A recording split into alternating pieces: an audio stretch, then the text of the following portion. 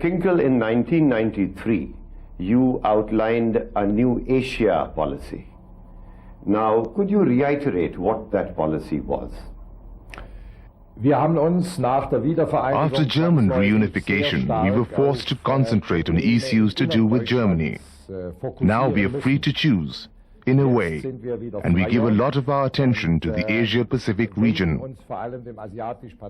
India, of course, plays a decisive part in that region. It is a country of 900 million people, with enormous economic opportunities. We have good economic, political and cultural ties with India, and we want to deepen and improve them. Have India's economic reforms helped in greater commercial contacts between our two countries, between Germany and India? I would say so. Up to the year 1995, the trade between both countries has increased from 5 to 8.6 billion. Meanwhile, we have 6,000 German companies who invest in India, who are active there, and we have the biggest foreign chamber of trade in India.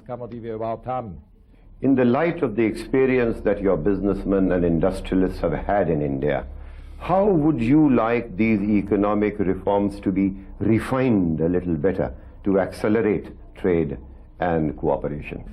India still has a number of deficiencies in their infrastructure, in the fields of energy, transport, and of course environmental protection too. And for us Germans, that is a very interesting area. I think it should be interesting for India too, to consider that in those areas it needs some input from outside. German businessmen have something to offer to India, so we are compatible in a very special way. What effect will the European process and the coming into being of the euro have on our bilateral relations? This single European currency, the euro, will allow us to compete better with the dollar and the yen. I think the euro will also allow us to stand out in the Asia-Pacific market, a market that has become very important to us. In January, in New Delhi, you supported India's candidature for the Security Council. Would you reiterate that? Yes, I want to be very explicit. India, with its 900 million people, has the biggest democracy in the world, fulfills the preconditions for a permanent seat on the Security Council. But the problem is that the continent as such has to agree on what they want. I've just met with the President of Mexico, and I said to him, you Latin Americans will have to agree on who is going to get the permanent seat. The same is true for the Asians.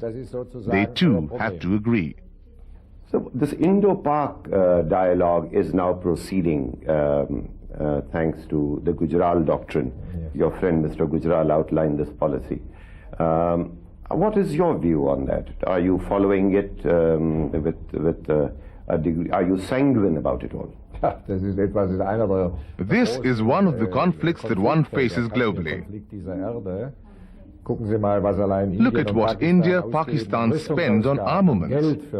I mean, that if this conflict were to be resolved by a settlement leading to a reconciliation, this could release enormous forces in the world, in the region, in India and Pakistan. For that reason, we are very much in favor of a settlement of the problem. Everything that contributes to diffusing the situation is something that we massively support. And with regard to what my colleague and friend has done already, it's something that I very much welcome. I've taken a lot of your time. Thank you very much indeed. Thank you.